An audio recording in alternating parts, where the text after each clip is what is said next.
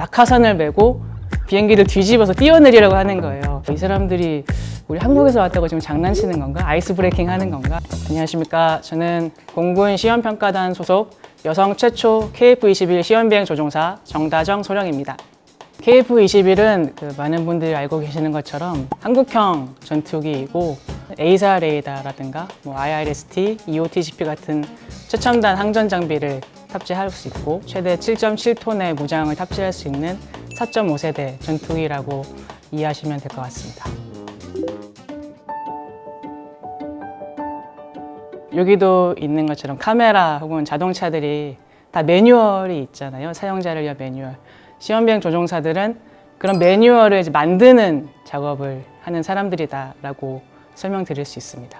모든 공군에서 도입되는 모든 항공기나 무장, 항전 장비들을 제일 처음 테스트를 해서 이게 우리가 공군이 요구하는 요구도가 충족을 하는지 여부를 먼저 테스트를 하고 이 정도면은 군이 운용하기에 적합하겠다라는 것을 정의를 해주는 그런 임무를 하거든요. 전투조종사로서 내가 이 항공기라든가 무장을 운용하기 전에 시험비행 조종사가 타서 오케이를 했다. 오케이, 그럼 나도 믿고 탈 수 있겠다.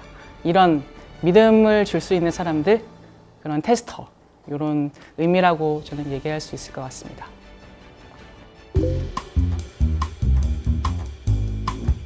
기본적으로 일반적인 공군 조종사들은 자기 주 기종만을 운영을 하거든요. 수송기면 수송기, 전투기면 전투기, 한 기종만 운영을 하는데 제가 가장 기억에 남았던 거는 아무래도 전투 조종사였다 보니까 처음으로 수송기를 타봤었어요. 그때는 딱 이제 전투기처럼 생각하고 이제 쭉 선회를 하려고 기동을 했는데 이게 너무 무겁게 안 돌아가는 거더라고요. 그래서 사실 생각해보면은 휙 돌린다고 돌아가면 안 되잖아요. 수송기랑 여객기들이.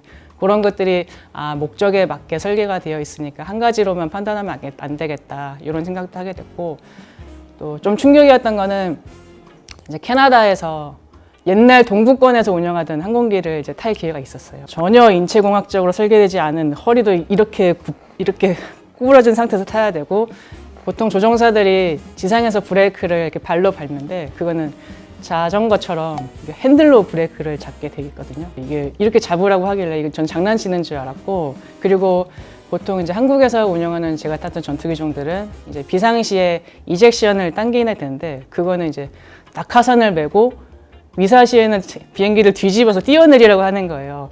이 사람들이 우리 한국에서 왔다고 지금 장난치는 건가? 아이스 브레이킹 하는 건가? 이렇게 했는데 그게 진짜더라고요. 전체 비율 자체가 여자 조종사가 전체의 한 10% 내외거든요. 전체 인원도 그렇고 조종사는 더더욱 그렇고 일단 전체 풀 자체가 소수이고 저도 몰랐지만 시험비행 조종사가 어떤 일을 하는지 시험비행 조종사가 있다는 것 자체도 잘 모르는 경우가 많아요. 전투조종사 중에서는.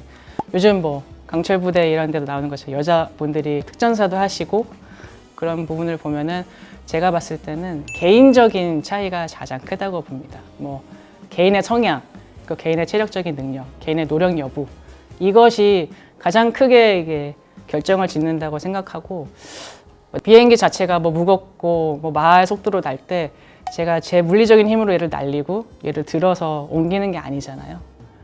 그렇다 보니까 어떤 성별이 비행에 있어서 유불리를 결정한다? 저는 그렇진 않다고 생각합니다.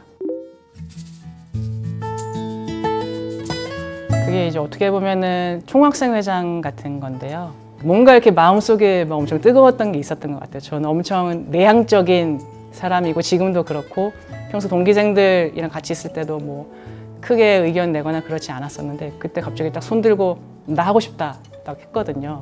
입학할 때부터 우월하고 내가 잘하고 잘해봤고 했던 성대는 아니지만 이렇게 학년이 올라가면서 발전해 나가는 내 모습들을 보면서 내가 꿈꿨던 이상적인 생도생활 같은 것들 이런 것들을 조금 후배들이랑 나누고 다정 선배도 잘하고 있다 나도 할 수 있다 이런 것들을 좀 심어주고 싶었어요. 자신감 같은 것들을.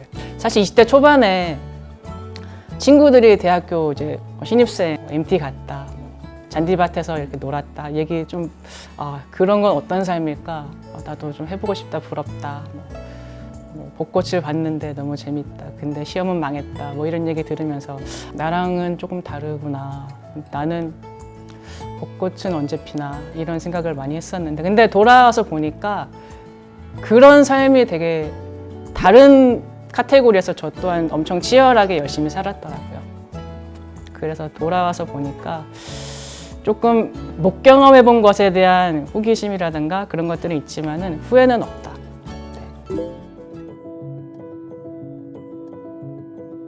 최근에 뭐 갑자기 뇌우가 왔었어요.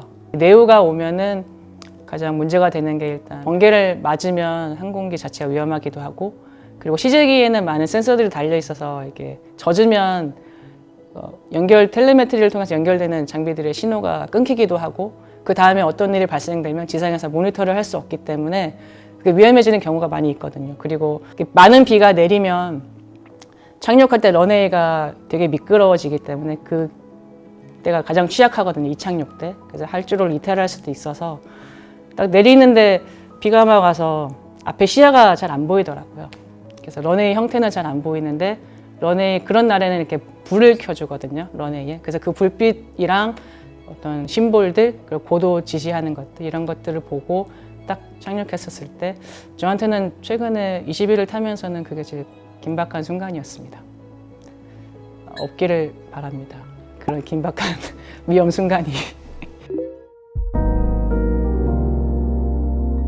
그것도 개인적으로 저는 있다고 들었거든요. 뭐 어떤 조종사는 뭐 아침에 나섰는데 뭐 차에 새똥이 맞아 있다 그러면 아 오늘 좀 이상한데 이런 생각하는 사람도 있고, 실제로 그런 연구도 있긴 있어요. 피로도가 그 비행 안전에 미치는 영향, 전날 수면이 부족했을 때 그 다음날 비행에 어떤 얼마만큼의 이런 수행도를 미치는지 이런 것들을 연구한 자료들도 있는데 그 확실히 영향이 큽니다.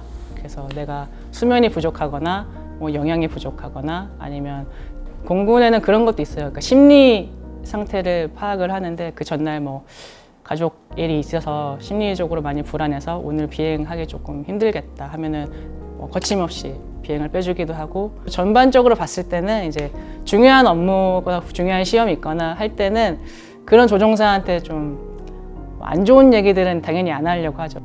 근데 개인적인 징크스 같은 것들은 뭐 있으면은 너무 거기 얽매일 것 같아서 그래서 좀 안 만들려고 많이 노력합니다.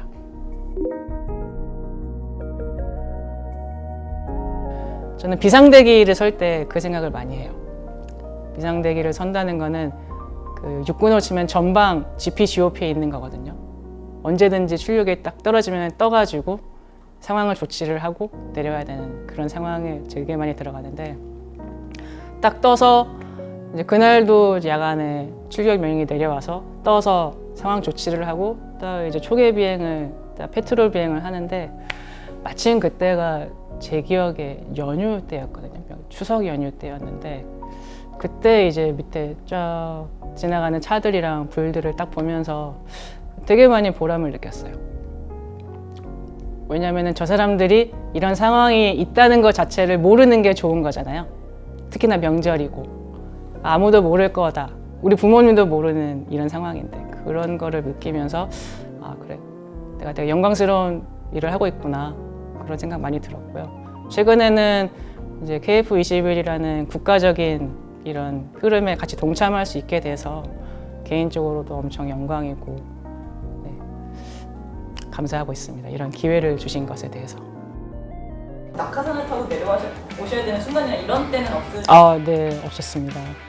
다행히. 네. 스카이다이빙 해본 적 있어요? 아니요, 스카이다이빙 안 해봐. 못할 것 같아요. 생도 때 공수훈련을 해요. 낙하산 메고 이제 뛰어내리는 훈련. 그 이후로는 제 자의로 뛰어내린 적은 없습니다. 저는 놀이기구도 잘 못합니다. 무서워서.